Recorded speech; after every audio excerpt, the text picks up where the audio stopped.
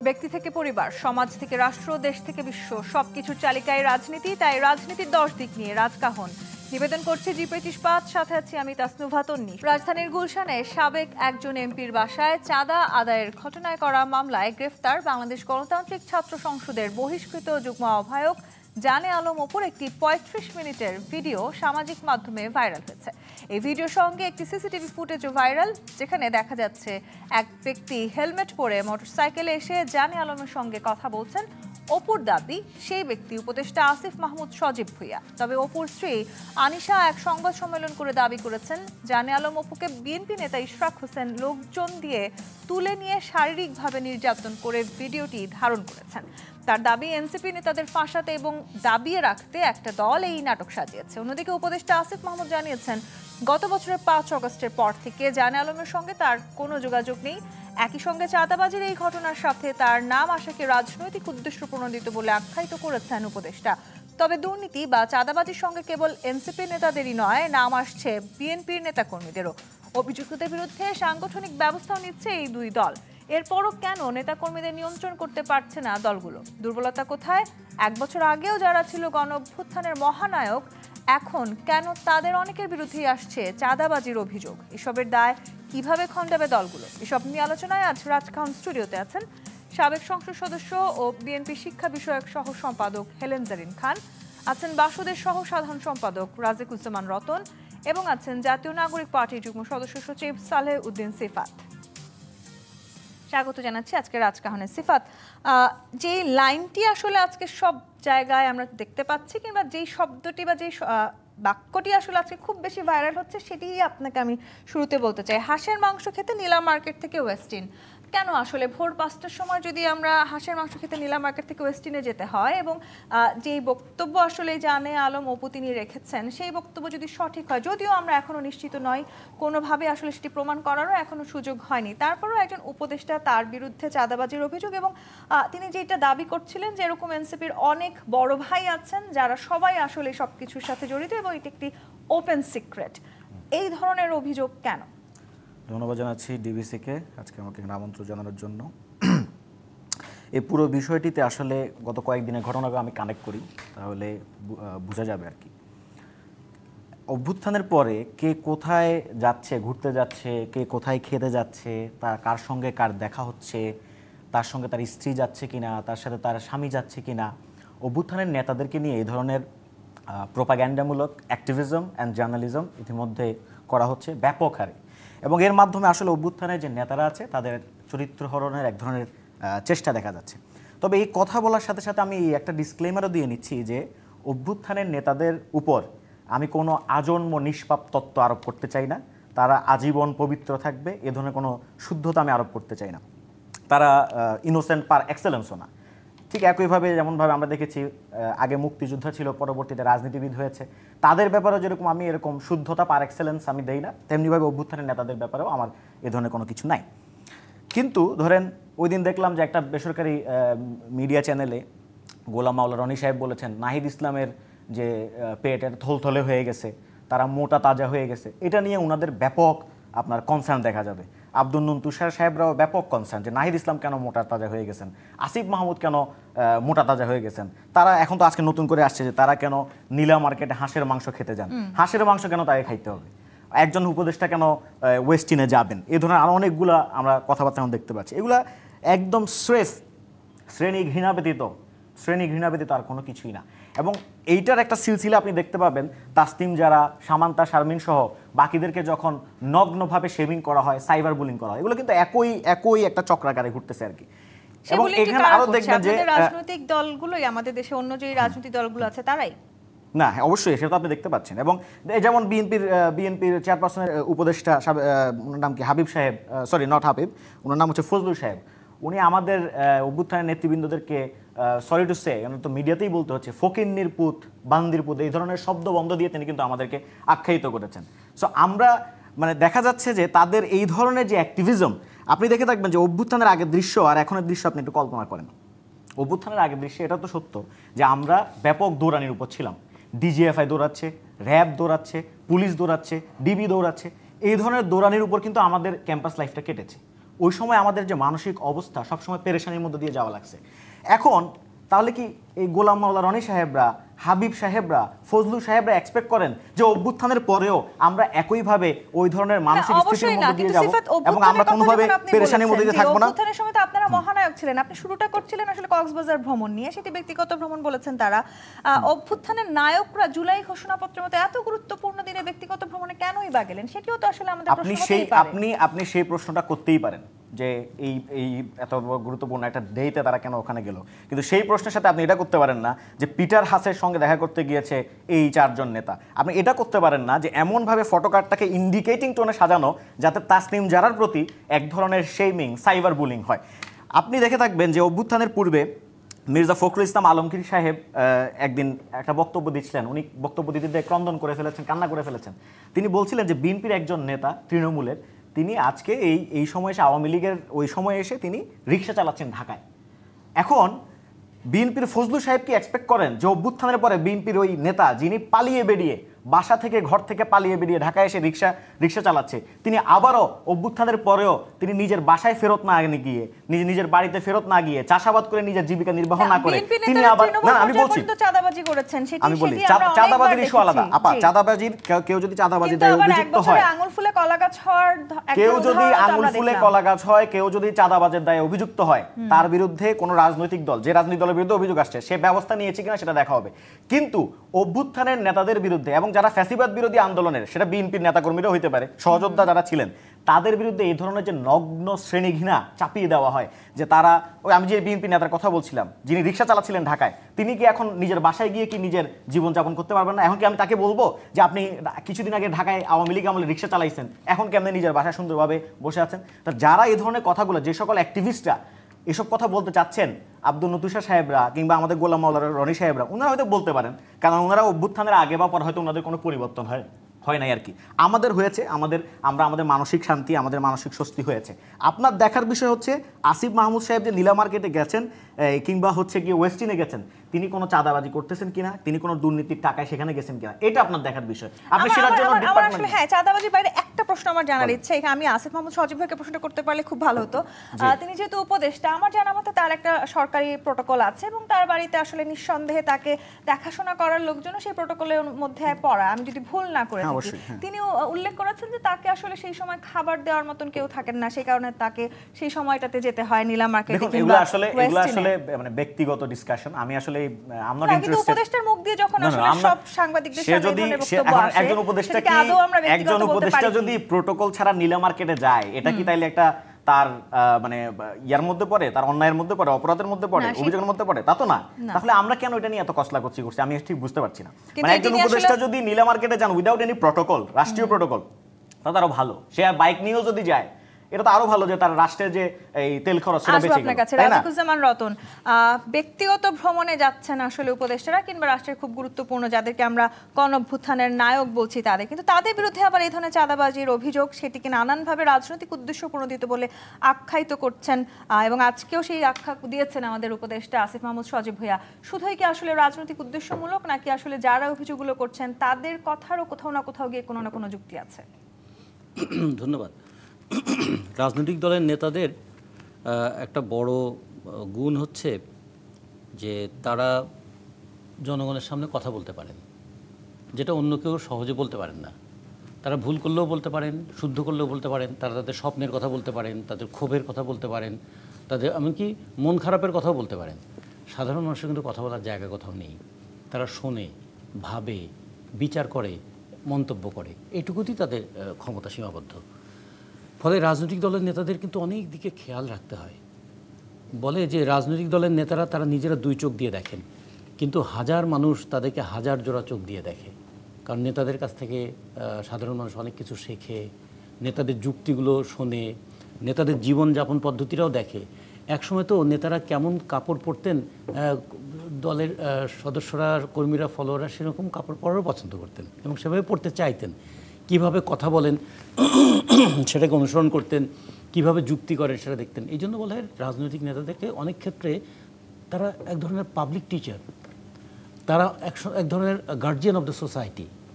Politics যদি হয় commander of the society, political লিডাররা হচ্ছেন গার্জিয়ান অফ দ্য সোসাইটি। ফলে তাদের অনেক বিষয় খেয়াল রাখতে হয়।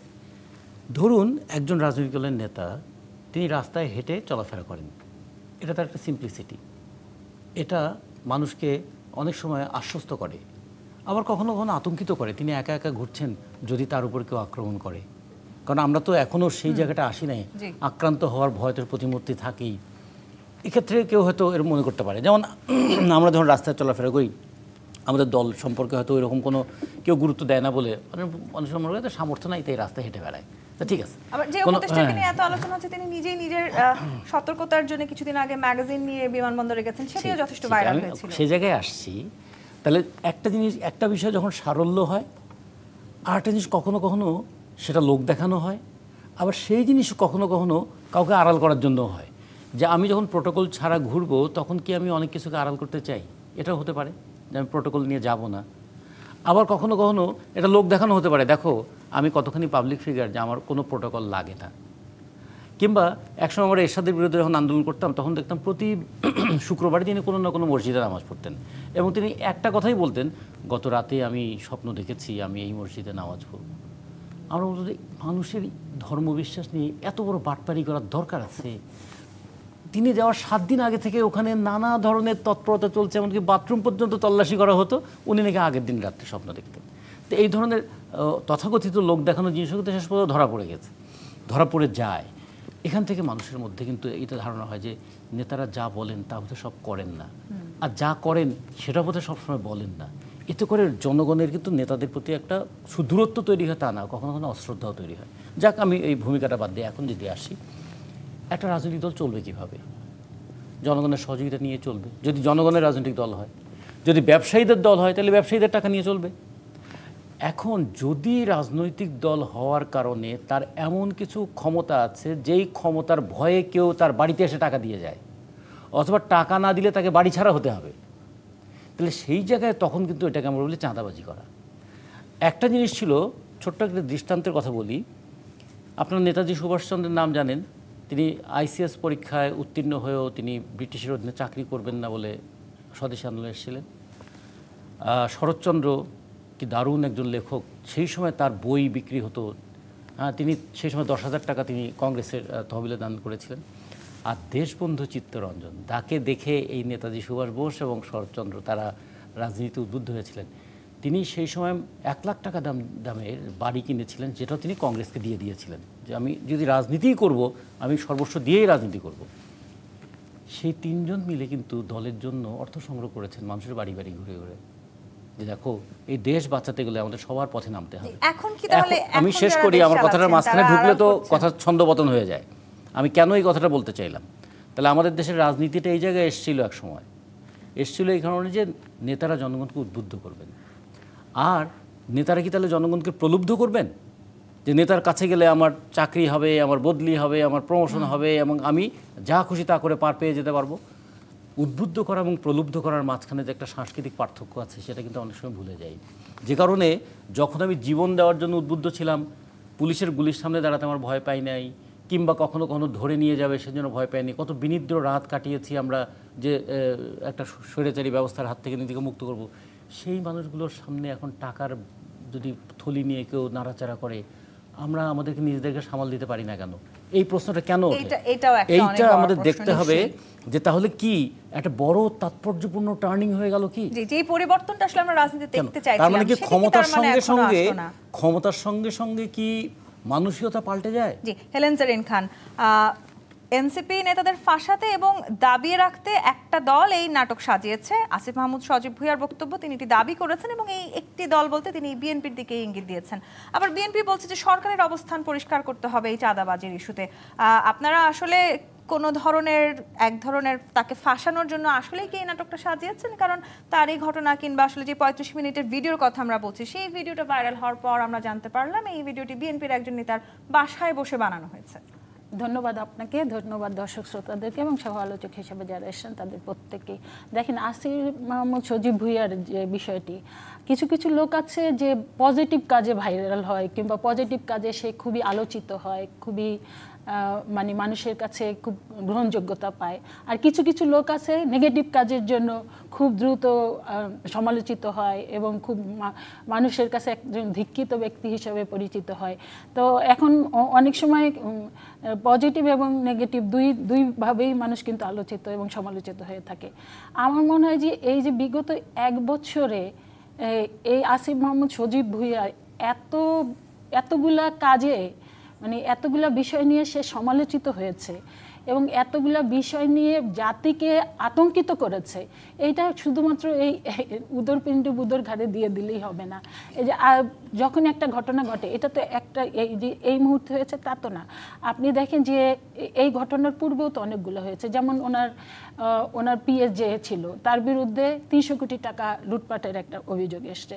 তো তার এপিএস যদি 300 কোটি টাকার মালিক মাত্র 4 মাস 5 মাসে হয়ে যায়, তাহলে তার যে ছিলেন মন্ত্রী অথবা উপদেষ্টা ছিলেন, সে কি নির্দোষ থাকতে পারেন? সেই ব্যাপারে কিন্তু এখনো জাতি কোনো কিছু জানতে পারছে না। কিন্তু আপনাদের একজন আবার ধরেন উনি পরিচিত নেতার বাসায় বসে তাকে আসলে জোর জবরদস্তি করে এই ভিডিওটা করা হয়েছে, সেই দাবিও তো করলেন। এইটা আমি মনে করি যে এই 1 বছরের সবচেয়ে হাস্যকর এবং কৌতুকের একটি বক্তব্য আমি মনে করি। এইরকম এই সময়ে এটা কি সম্ভব বিএনপির কোনো নেতার বাড়িতে নিয়ে গিয়ে এই যে সোশ্যাল মিডিয়া বলেন, এবং আপনি জানেন যে ইস্ট্রাককে কিভাবে এখন বর্তমানে বিশেষ করে আমি বলবো আসিফ মাহমুদ সজীব ভুঁইয়া এবং এনসিপি যেইভাবে ইস্ট্রাককে প্রতিটা মুহূর্তে মানে কি বলবো একেবারে নজরের উপরে রাখে, সেই সময় সেই সব মুহূর্তে কি ইস্ট্রাকের পক্ষে এই ধরনের, আর বিএনপির কোনো নেতারা এই ধরনের ঘটনা আপনি তৃণমূল পর্যায়ে করে না। আর আমি ইস্ট্রাকের মতো এত উচ্চ শুনেন, তৃণমূল পর্যায়ের যে সমস্ত অভিযোগ আসে সাথে সাথে বিএনপি সেটা আমলে নেয়। বিএনপি কিন্তু অস্বীকার করে না, অন্যান্য দলের মতো আমলে নিচ্ছে, এবং সেটা মানে সত্য হোক অথবা মিথ্যা হোক সাথে সাথে অ্যাকশনে যাচ্ছে। পরবর্তীতে সেটা ইনভেস্টিগেশন করা হচ্ছে, যদি সে নির্দোষ হয় তাহলে তাকে আবার মাফ করে দেওয়া হচ্ছে, কিন্তু অস্বীকার করা হচ্ছে না। এবং আমরা সাথে সাথে এটাও বলছি যে এই জায়গায় আমরা দল হিসাবে আমাদের সর্বোচ্চ যে মানে কাজটি করার দরকার সেটা কিন্তু আমরা করেছি, কিন্তু বহিষ্কার করছি কিংবা অনেককে আমরা কিন্তু আইনের হাতে সোপর্দ করছি, কিন্তু আমরা যাকে চাঁদাবাজ হিসাবে আমরা যাকে অস্বীকার করলাম কিংবা শাস্তি দিলাম, তাহলে সরকার হিসেবে তার দায়িত্ব কি? যখন সে নির্দোষ প্রমাণিত হয়, নির্দোষ প্রমাণিত হলে তো সে ফিরে আসবেই। আপনি তো যখন আমরা দেখি যে এটা একটা অপপ্রচার কিংবা একটা মিথ্যা অপবাদ দেওয়া হচ্ছে, তখন তো সেইটা যখন প্রমাণিত হয় তাহলে তো সেই জায়গায় সে ফিরে আসবে। বলার চেষ্টা করছে যে বিএনপি যত চাঁদাবাজি তারা সেটা স্বীকার করে, তাহলে এনসিপি কিংবা অন্যান্য রাজনৈতিক দল আপনারা কখনোই স্বীকার করছেন, এবং আজকের ঘটনাও আসলে উপদেষ্টা আসিফ মাহমুদ স্বীকার করেন, যদি তিনি এনসিপির কোনো নেতা নন। আমি জায়গাটায় আসবো, আসলেই কি কোনো কিছু আড়াল করার চেষ্টা এখানে করা হচ্ছে কিনা। জি প্রেতিশপাত মিত্র রাজখান থেকে বিরতি নিয়ে ফিরছি, সাথেই থাকুন। জি প্রেতিশপাত মিত্র রাজকাহন দেখছেন। সালাউদ্দিন সিফাত, যে জায়গাটাতে আমরা ছিলাম, আসলে দায় এড়ানোর অনেক রকমের চেষ্টা করা হচ্ছে। বিএনপি যদি দাবি করছে তাদের যেই নেতাকর্মীদের বিরুদ্ধে চাঁদাবাজির অভিযোগ আসে তারা সেটা স্বীকার করছে এবং সেই অনুযায়ী তদন্ত করে ব্যবস্থাও নিচ্ছে। এনসিপি কিংবা আসলে যারা এনসিপির সাথে খুব কাছের যাদেরকে আমরা ভাবি, তারা কেন সবসময় আসলে দায় অস্বীকার করছেন? সেটি আসলে কোনো কিছু আড়াল করার চেষ্টা, নাকি আসলে শুধুই বিএনপির দিকে সেই দায় দিয়ে দিতে পারলেই আপনারা বেঁচে যাচ্ছেন? আচ্ছা, ধরেন আজকের যে নীলা মার্কেটের ঘটনাটা দিয়ে আর একটু শুরু করি, তাহলে বোঝা যাবে আর কি দায়ের ব্যাপারটা। নীলা মার্কেটের ঘটনায় আমরা ধরেন উপদেষ্টা আসিফ মাহমুদ সজীব ভুঁইয়ার ব্যক্তিগত কোথায় হাঁস খেতে গেল, কোথায় কফি খেতে গেল, এটা নিয়ে আমাদের ব্যক্তিগত যে পরিমাণ কসলাকসলি, তার চেয়ে বেশি আমাদের দুটো ইস্যু নিয়ে খুব বেশি সচেতন হওয়া উচিত ছিল। একটা হচ্ছে ফার্স্ট অফ অল, জানে আলম অপুর স্ত্রী বলেছেন যে জানে আলম অপু নিজে জানিয়েছে উনাকে কন্ডেম সেলে রাখা হয়েছে, ফাঁসির আসামিদের সাথে রাখা হয়েছে জেলে, কাশিমপুর কারাগারে। আবার উনার দেওয়া তথ্য মতে জানে আলম অপু প্রায় 24 ঘন্টারও বেশি সময় অপহৃত অবস্থায় ছিলেন, যেটাকে আপনি গুম বলতে পারেন। এনফোর্স ডিসঅ্যাপিয়ারেন্স কিন্তু 24 আওয়ার্স ক্রস করলে সেটা এনফোর্স ডিসঅ্যাপিয়ারেন্স। এখন যখন জানে আলম অপুকে আদালত চত্বরে ওঠানো হয়েছিল, তখন পুলিশের একজন সদস্যকে আমরা দেখেছিলাম পেছনে একদম এভাবে হাত দিয়ে ধরে তাকে ক্যামেরার সামনে উপস্থাপন করতে। এই অ্যাক্টের মাঝে কিন্তু এক ধরনের অ্যাগ্রেশন লুক্কায়িত ছিল। ওই সময় আমরা হয়তো ভাবছিলাম যে পুলিশের যে সদস্য এটা করেছেন তিনি হয়তো তার পূর্বতন দায় এবং পূর্বতন যে রোল সেটার কথা চিন্তা করে হয়তো এটা করেছেন, কিন্তু এখন তো আরো খুব মানে ঘোরতর অভিযোগ আসছে। কন্ডেম সেলে একটা রাখা একজন আসামিকে, লতে একটা কথা, আমি লয়ের স্টুডেন্ট, লতে একটা কথা সবসময় বলা হয়ে থাকে যে punishment should be ought to be proportionate to the crime. আমি যদিও ল স্টুডেন্ট না, কিন্তু সিফাত এই যে কোথায় রাখা হচ্ছে, কি করা হচ্ছে না হচ্ছে, সেটাতে তো আসলে আইন শৃঙ্খলা বাহিনীর সিদ্ধান্ত, সেটা তো বাইরে থেকে বসে কারো সিদ্ধান্ত দেওয়ার সুযোগ নাই। না না না, আইন শৃঙ্খলা বাহিনীর সিদ্ধান্ত বললে তো হবে না। আইন শৃঙ্খলা বাহিনীও কন্ডেম সেলে রাখতে পারে না। একজন আসামি ধরেন সে চাঁদাবাজি করছে, তাহলে খুব উচ্চ পর্যায়ে থেকে নিশ্চয়ই সিদ্ধান্ত আসছে। সে ধরেন সে চাঁদা অবশ্যই হতে পারে, সে চাঁদাবাজি করছে ধরেন, তাকে কি আপনি কন্ডেম সেলে রাখতে পারবেন? কখনোই না। আইন কখনোই একজন আইন শৃঙ্খলা বাহিনীর সদস্যকে তাকে কন্ডেম সেলে রাখার কোনো এখতিয়ার দিতে পারে না। আমার আপত্তির জায়গাটা হচ্ছে তারা এই যে পুরো সাগাতে আমরা দেখতে পেলাম যে আসিফ মাহমুদের খালি নীলা মার্কেট যাওয়া এবং হচ্ছে হাঁস খাওয়া, এটা নিয়েই সমগ্র মিডিয়াতে সমগ্র অ্যাক্টিভিস্ট পাড়ায় আলাপ আলোচনা চলছে। কিন্তু জানে আলম অপুর স্ত্রী যে দুটো গুরুত্বপূর্ণ কথা বলেছে, যেগুলো গুরুতর মানবাধিকার লঙ্ঘনের ঘটনা, কন্ডেম সেলে রাখার অভিযোগ তিনি করেছেন। তিনি আরো অভিযোগ করেছেন যে 24 ঘন্টা বেশি তিনি অবহিত অবস্থায় ছিলেন। এগুলো নিয়ে এখন পর্যন্ত কোনো সিভিল সোসাইটি থেকে আলাপ আসে নাই, কোনো মানবাধিকার সংস্থাও কিন্তু আলাপ করে নাই। অথচ গোপালগঞ্জের ঘটনায় বলতে পারতেন না এই গ্রেফতার হওয়ার সময়কালীন সময়টাতে যে তিনি গ্রেফতার হয়েছেন কিংবা গ্রেফতার হওয়ার আগে তিনি যেটি দাবি করছিলেন ওই ভিডিওতে যে বেশ কিছুদিন কয়েক ঘন্টা তিনি সময় পেয়েছেন গ্রেফতার হওয়ার আগে, সেই সময়টাতে তাহলে কেন বলেননি? এটা আপনি জানে আলম অপুর স্ত্রীকে জিজ্ঞেস করলে ভালো জানাবেন, উনি আজকে খুব ভালো জবাবও দিয়েছেন। কিন্তু আমার ইস্যুটা হচ্ছে ধরেন তিনি কেন বললেন না আগে, তিনি কেন পরে বললেন, তার চেয়ে তিনি কেন আগে বললেন না? হতে পারে তিনি ভয় পেয়েছিলেন কোনো একজন ব্যক্তির, যে ব্যক্তি তার স্বামীকে উঠিয়ে নিয়ে গেছিল বলে তিনি ক্লেম করছেন, এটাও তো হতে পারে। তিনি কি বলেন নাই, তিনি কখন বলেছেন, তার চেয়ে গুরুত্বপূর্ণ হচ্ছে তিনি যেটা বলেছেন আজকে, সেটা নিয়ে আমাদের সোশ্যাল মিডিয়াতে, সিভিল সোসাইটিতে, মানবাধিকার সংস্থায় আলোচনা খান এই যে যেই ব্যক্তির বিরুদ্ধে আসলে এই অভিযোগগুলো করছেন জানে আলম অপুর স্ত্রী, এই দায়ী বা আসলে কিভাবে এড়াবেন? একজন নেতা আসলে তিনি কি আদৌ এরকম একজনকে তুলে নিয়ে গিয়ে গুমের যে কথা বলছেন সিফাত, সেই করার তার সুযোগ আছে কিনা? আপনি দেখেন জানে আলম অপুর যে ভিডিওটা এসছে সেখানে যে সে যে যতটা স্বাচ্ছন্দ্য এবং যেভাবে বলেছে, সে উন্মুক্ত অবস্থায় বলেছে, এগুলো তো তার জেচ্চারে কিন্তু সব উঠে এসছে। আর জানে আলমের স্ত্রী যেভাবে বলছে, এটা দেখবেন মুখে সে মাস্ক দিয়ে, সে শুধুমাত্র চোখ দুটো ছাড়া সব কিছুই ঘটে। অবশ্যই পড়তে পারে, আমি তো হিজাব পরে আসি, কিন্তু হিজাব পরা নিয়ে প্রথমত প্রশ্ন জানে আলম অপুর ওয়াইফ যেটা অ্যাঙ্কর বললেন, সে আগে কেন বললেন না তার এই অবস্থা? আর এটাও আমি বলবো যে যদি জানে আলম অপুকে এই ধরনের কোনো কিছু করা হয় সেটা অবশ্যই আমলে নেওয়া দরকার। সেই ব্যাপারে আমি মনে করি যে আইনগত যে প্রক্রিয়া আছে সেগুলো করা দরকার। কিন্তু এই যে শাক দিয়ে মাছ ঢাকার মতো যে বিষয়গুলো, এটা তো যাতে বুঝতে পারছে যে জানে আলম অপুর যেটা আমরা দেখেছি, এই যে আসিফ মাহমুদের বাবার ব্যাপারে যে অভিযোগগুলো এসছে, ওই যে তার মুরাদনগরে যেই ঘটনা ঘটেছে, ওখানে যেইভাবে মানে পরিবারগুলাকে বিশেষ করে 3 জনকে হত্যাকাণ্ড ঘটেছে, ঘটনার ব্যাপারে সে যে অভিযুক্ত, এবং ওখানে একজন ইউপি চেয়ারম্যানের মদতদাতা হিসেবে যেই করেছে, এবং আওয়ামী লীগের নেতাদের সাথে তার যে ছবি আসছে, এইগুলা যেভাবে এসছে সেইটাকে তো আপনি কোনোভাবে অস্বীকার করতে পারবেন না। ঠিক একইভাবে জানে আলম অপু যে স্টেটমেন্ট দিয়েছে সেটাও অস্বীকার করার ইয়ে নাই। সেটা তার ওয়াইফ যেটা বলছে, আমি মনে করি সেইগুলো আমলে নেওয়া দরকার। যদি এই ধরনের অপুর বিরুদ্ধে কোনো মানে নির্যাতন হয়ে থাকে, কন্ডম সেলে রাখা হয় অন্যায়ভাবে, সেই ব্যাপারেও আইনগতভাবে যা যা করণীয় সেটা করতে পারবে। আরেকটা বিষয় বলি না, আসিফের ব্যাপারে আরেকটা বলি, যে নীলা মার্কেটে এটা সে যেতে পারে না। একজন উপদেষ্টা যখন হয়, সে তার প্রত্যেকটা জিনিস কিন্তু তাকে এর জন্য জবাব দিয়ে তারা এতে আসতে হবে। তার ব্যক্তিগত বলতে তেমন কিছু থাকে না। এবং সে এই যে স্বাধীনভাবে সে নিজেও, আজকে দেখলাম যে সাংবাদিকরা যখন তাকে প্রশ্ন করেছে, সে যে উত্তর দিয়েছে, তার মধ্যে তো আপনি দেখলেন যথেষ্ট মানে কি বলবো, সমন্বয়হীনতার একটা বিষয় আছে, যেটা আসলে আমরা মেনে নিতে পারি না। সে এরকম স্বাভাবিক মানে সাধারণ সে সিভিল ড্রেসে যেতে পারেন না সেটা না, কিন্তু আমি মনে করি এইটারও একটা জবাবদিহিতা থাকতে হবে। সেইটা না করে সে জবাবদিহিতা থাকবে, সেটা খুব স্বাভাবিক। রাষ্ট্রীয় গুরুত্বপূর্ণ পদে থাকলে তাকে, এবং সে তাকে এখন সে নিজেই বলেছে যে কদিন আগে আপনি জানেন যে যখন ম্যাগাজিন সহ সে যখন এয়ারপোর্ট দিয়ে পার হচ্ছিল অন্যায়ভাবে, তখন তাকে যখন বলেছিল, তখন সে কিন্তু নিজেই বলেছিল বর্তমানে আইন শৃঙ্খলার এমন অবস্থা যে মানে যে কোনো সময় অঘটন ঘটতে পারে। তা সে নিজে যখন এটা বিশ্বাস করে, তাহলে সে কেন একা রাতের বেলা কোনো প্রোটেকশন ছাড়া সে যাবে? আবার মানে তার প্রত্যেকটা কর্মকাণ্ড ভীষণভাবে প্রশ্নবোধক, ভীষণভাবে জাতিকে হতাশ করছে, ভীষণভাবে জাতি আতঙ্কিত হচ্ছে।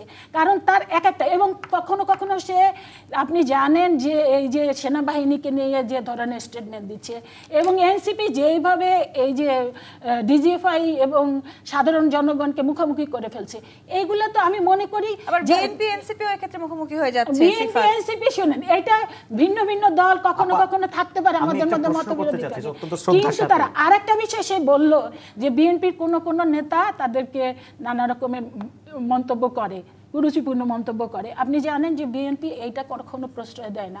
অলরেডি আমাদের কয়েকজন নেতা, কিন্তু এই জাতি এবং বিএনপি সহ সমস্ত নেতার একটা এই এনসিপি নেতাদের জন্য কোন নেতা কোনো কিছু বলতে পারে না। ফেসবুক সোশ্যাল মিডিয়াতে তারা যে ধরনের নোংরা কমেন্ট করে, এইটা কিন্তু অতীত দিনে বলতে পারে না বিধায় আমাদেরকে ফকিরের পুত বলে গালি দেওয়া হয়। তাদের পক্ষ থেকে যে ধরনের নোংরা স্লোগান দেওয়া হয়, এইটাও কিন্তু এই জাতি প্রত্যাশা করে না।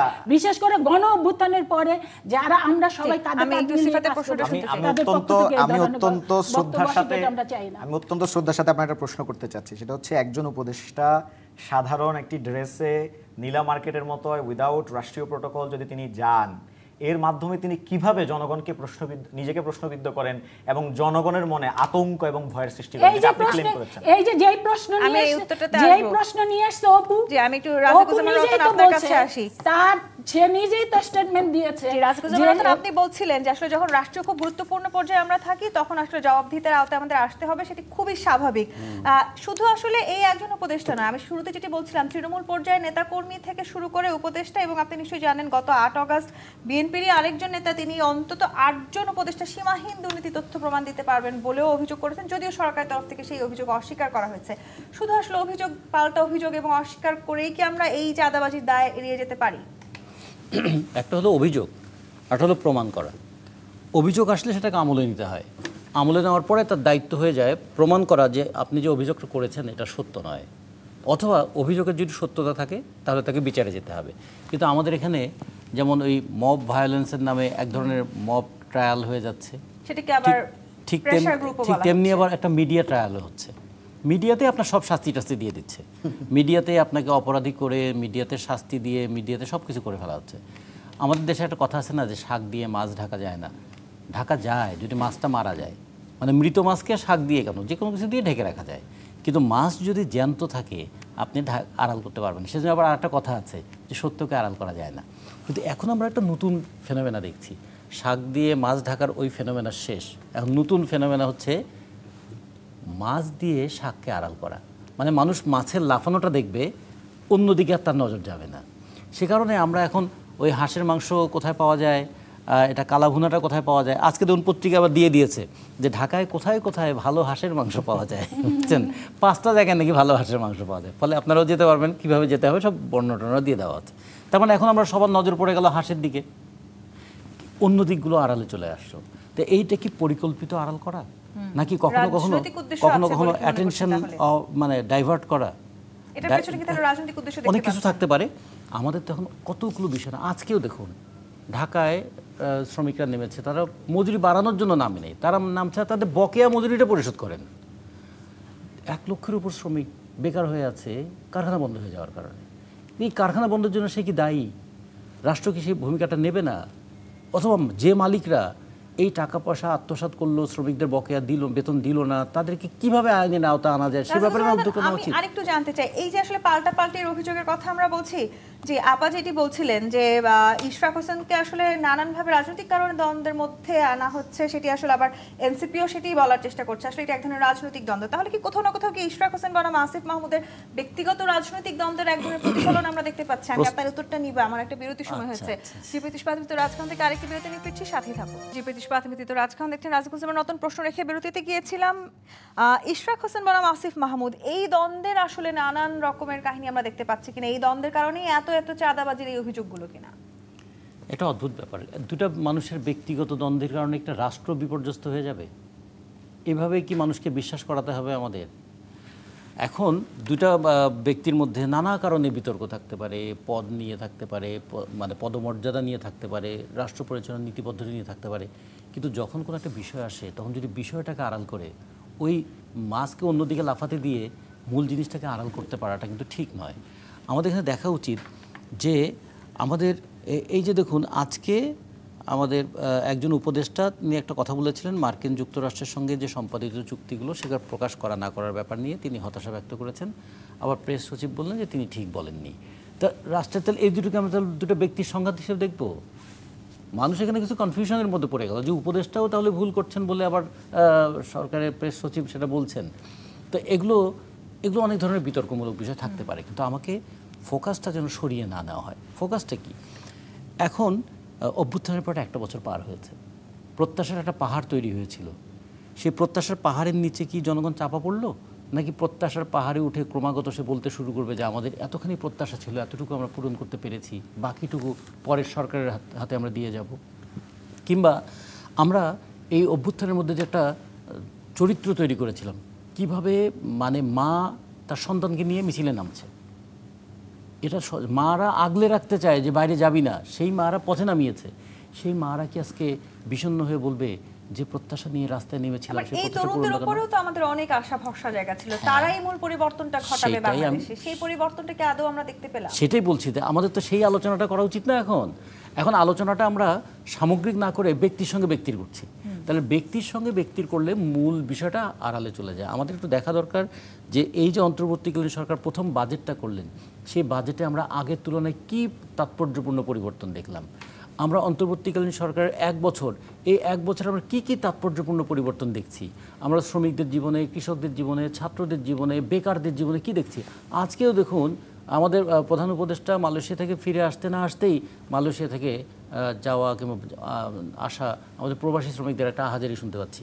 তাহলে কেন আমাদের যে এখন আমরা গর্ব করছি রেমিটেন্স এসেছে বলে আমাদের বৈদেশিক মুদ্রার রিজার্ভ অনেকখানি ফুলে ফেঁপে উঠেছে, সেই রেমিটেন্স যারা পাঠায় তাদের দুর্দশা দূর করার ক্ষেত্রে কি কি পদক্ষেপ আমরা নিতে পারি? যে জায়গাগুলোতে আসলে আমাদের নজর দেবার কথা ছিল সেই জায়গাগুলো বাদ দিয়ে সেইটাই আমরা বলছি যে এখন আমরা যদি হাঁসের মাংস আর ওয়েস্টিনের সকালের নাস্তা, আবার কাউকে তার পরিবারের ঐতিহ্য নিয়ে প্রশ্ন করা, আমি জমিদারের পরিবারের ছেলে, এটা বলাটাও যেমন ঠিক নয়, আমার মা বাবা দরিদ্র ছিলেন এই বলে আমাকে খোটা দেওয়াটাও তো ঠিক নয়। তারপর আসলে আমরা এখানে কেন ঘুরপাক খাচ্ছি? সালাউদ্দিন সিফা যেই অভিযোগ আপনারা করেছেন যে বিএনপি নেতা ইশরাক হোসেন লোকজন দিয়ে তুলে নিয়ে শারীরিকভাবে নির্যাতন করে এই ভিডিওটি ধারণ করেছে, সেটি আপনারা একটি দল নাটক সাজিয়েছে, এরকম ফাঁসাতে নাটক সাজানো হয়েছে, এই দাবি যদি আপনারা করেন, একই দাবি তো আসলে বিএনপিও করতে পারে যে এনসিপি নিজেদের মধ্যে আসলে যা কিছুই হচ্ছে সবকিছু বিএনপির উপর চাপিয়ে দিচ্ছে। এটা আমার অভিযোগ না বা আমাদের দলের অভিযোগ না। আমি বলেছি এটা জানে আলম অপু যিনি ছিলেন তার স্ত্রী এই অভিযোগটা করেছেন। আমি জাস্ট তার স্ত্রীর ভাষায় কথাটা বলবো। তাদের ফাঁসাতে এটি আমাদের উপদেষ্টার অভিযোগ, তিনি বলেছেন। হতে পারে, আমি উপদেষ্টার কথা শুনিনি, বাট এটা তো আমাদের এনসিপির দলীয় কোনো বক্তব্য আমরা এখন পর্যন্ত এই সম্পর্কে দিই নাই। বাট আমি যেটা দিয়েছি যে নারী এনসিপি সংশ্লিষ্ট বা এদের ব্যাপারে আপনি দেখতে পারবেন যে মিডিয়াতে কিংবা অ্যাক্টিভিস্ট পাড়ায় এক ধরনের শিকারী সাংবাদিকতা, কিংবা আপনি দেখতে পাবেন যে প্রোপাগান্ডা অ্যাক্টিভিজম আমরা দেখতে পেয়েছি। আমি সেটার নিয়েই মূলত কথা বলেছি। আর দ্বিতীয়ত হচ্ছে জানে আলম অপু স্ত্রী কি বলেছেন, কি অভিযোগ করেছেন, গুরুতর মানবাধিকার লঙ্ঘনের কথা বলেছেন, এগুলোর দিকে না তাকিয়ে ইভেন আমাদের সহ-আলোচক প্রাজ্ঞ সহ-আলোচক উনিও কিন্তু বলেছেন যে জানে আলম অপুর স্ত্রী তাকে দেখা যাচ্ছে না ঠিক মতো, নিকাব পরেছিলেন বা মাস্ক পরা ছিলেন। তো এখন এগুলো না আসলে সরি টু সে বাট এগুলো ভিকটিম ব্লেমিংয়ের পর্যায়ে যায়। একজন নারী, তিনি তার হাজব্যান্ডকে নিয়ে ফাইট করেছেন, তিনি তার হাজব্যান্ডের ব্যাপারে তার সাথে যা যা অন্যায় হয়েছে সেটা নিয়ে বলেছেন। আমাকে সেটা শুনতে হবে। আমি যদি তার এই কথা না শুনে, তার এই অভিযোগের কোনো তদন্ত না করে, আমি যদি সে কি ড্রেস আপ করেছে, সে আসলে অন্য কারোর সাথে কানেক্টেড কিনা, লিঙ্ক কিনা, এগুলো খুঁজে বের করি, এগুলো আসলে শোভনীয় না। আমার দরকার হয়েছে মানবাধিকার লঙ্ঘনের অভিযোগ উঠেছে, তো আমি সেগুলো তদন্তের জন্য বলবো। কারণ অভ্যুত্থানের পরে এখন পর্যন্ত আমরা এই ধরনের নজির দেখি নাই। ইতিপূর্বে আমরা আওয়ামী লীগ ফ্যাসিবাদের আমলে আমরা দেখেছিলাম যে ছাত্র অধিকার পরিষদের কেন্দ্রীয় সভাপতি ছিলেন বিনিয়ামিন মোল্লা, তাকে ফাঁসির আসামিদের সাথে রাখা হয়েছিল কন্ডেম সেলে, এটাও আমরা জানি। তো এখনও যদি এই ধরনের কিছু চলতে থাকে, তার মানে তো সিস্টেমটা পরিবর্তন হয় নাই। আর রতন ভাই যেটা বলেছেন যে তরুণদের ব্যাপারে অনেক বেশি এক্সপেকটেশন ছিল, এটা সত্য। আসলে আমাদের ব্যাপারে এক্সপেকটেশন জনগণের অনেক বেশি, আমরা সেটা সেটা কি এখন কমছে বলে মনে করেন? না, এখনো তাদের এক্সপেকটেশন আছে, হয়তো আমাদের পূরণ করার জায়গাটাতে আমাদের ঘাটতি আছে। এখন আসলে পূরণ করার জন্য তরুণরা সেই সুযোগটা পেয়েছে কিনা, এটাও একটা গুরুত্বপূর্ণ প্রশ্ন। কারণ আমাদের বর্তমান যে সরকারটাও আমরা দেখতে পেয়েছি, ইন্টারিম সরকার, তারা আসলে এখন দেখা যাচ্ছে তারা কোনো রকম যে ছাড়তে পারলেই বাসি, মানে দায়িত্বটা ছাড়তে পারলেই বাসি, তারা ভুলে গেছে যে তাদের উপর একটা অর্পিত দায়িত্ব আছে বিচার করার, সংস্কার করার। এই সিস্টেমের পরিবর্তন, এই যে কন্ডেম সেলে রাখা, এই সিস্টেমের পরিবর্তন নিয়ে যদি আপনি কথা বলতে না পারেন, এই সিস্টেমটাকে যদি আপনি ঠিক করতে না পারেন, তাহলে আপনি এই দায়িত্বটা নিয়েছেন। হেলেন সেলিন খান, আপনারা ভিকটিম ব্লেমিং করছেন। দেখেন, আমি যেটা বলতে চাই, ক্ষমতা হচ্ছে লবণের মতো, পরিমিত ব্যবহার করলে খুব স্বাদ লাগে, আর অপরিমিত মানে অতিরিক্ত ব্যবহার করলে ওইটা বিষাদের মতোই লাগে, মানে অসম্ভব খারাপ, তিতা যুক্ত হয়ে যায়। তো ক্ষমতাটা হচ্ছে এরকম। জানে আলম অপুর নিজে যে স্টেটমেন্ট দিয়েছে, সেখানে শুধুমাত্র আসিফ মাহমুদ সম্পর্কেই বলেনি, হান্নান মাসুদ সম্পর্কেও বলেছে।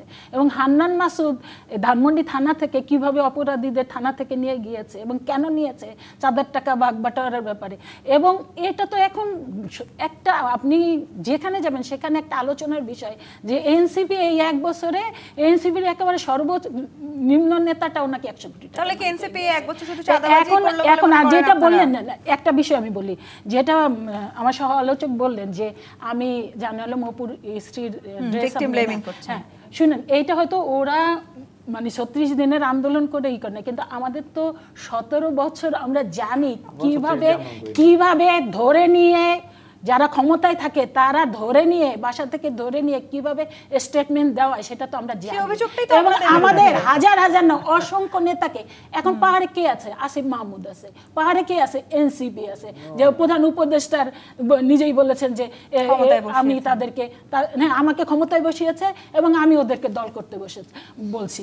তো এখন তো ওনারা ক্ষমতায়, ওনারা যদি জানে আলম অপুর স্ত্রীকে ধরে নিয়ে, কারণ আমি এই কারণে বলছি যে ওনার মুখে নেকাব, ওনাকে দেখা যাচ্ছে না, এইটার কারণ হলো যে এইটার কারণ হলো যে তাকে আমার স্বাভাবিক মনে হচ্ছিল না, তাকে আমাকে একেবারে অস্বাভাবিক, যেটা আমাদের নেতাদেরকে ধরে নিয়ে এইভাবে স্টেটমেন্ট দেওয়া হতো, আমার কাছে সেটাই মনে হয়েছে। ক্ষমতায় যারা আছে তাদের চাইতেও কি তাহলে এখন বিএনপির নেতাকর্মীরা বেশি শক্তিশালী মনে করেন আপনারা? ক্ষমতায় তো আসলে কে আছে এরা দেশের মানুষ দেখতেছে। বাংলাদেশের বিভিন্ন জায়গায় বালুমহাল কার মানে দখল করে কারা আছে, কোন এবং ইউনো অফিসে দেখা যাচ্ছে জামাত এবং বিএনপির দুই পক্ষের কিলাকিলি হাতাহাতির নিউজও কিন্তু আপনি দেখতে পাবেন। তো আমি আর এর বেশি কিছু বলতে চাই না। 1 বছর শুধু এনসিপির বিরুদ্ধে শুধুই কি তাহলে চাঁদাবাজির অভিযোগ আছে? এনসিপির বিরুদ্ধে যদি অভিযোগ আসে, সেই অভিযোগটা তো আমরা খতিয়ে দেখি। এবং মানে আমি তো প্রথমে একটা ডিসক্লেমার দিয়েছি, আমি বলি না যে অভ্যুত্থানের নেতারা বা এনসিপি সংশ্লিষ্ট নেতারা আজন্ম তারা শুদ্ধ থাকবে। প্রত্যাশা রাখতে চাই জি সবাই আসলে নিশ্চয়ই সেই বিচার করবেন। এবং ধন্যবাদ হেলেন সেলিন খান, রাজা কুসুম, রতন, সালেউদ্দিন সিফাত আজকে রাজখান আমাদেরকে সময় দেওয়ার জন্য। আজকের মতো বিদায় নিচ্ছি জিপি 30 রাজখান থেকে। ফিরবো আগামী রবিবার রাত 10টায় নতুন রাজকাহন নিয়ে। ডিবিসির সঙ্গেই থাকুন।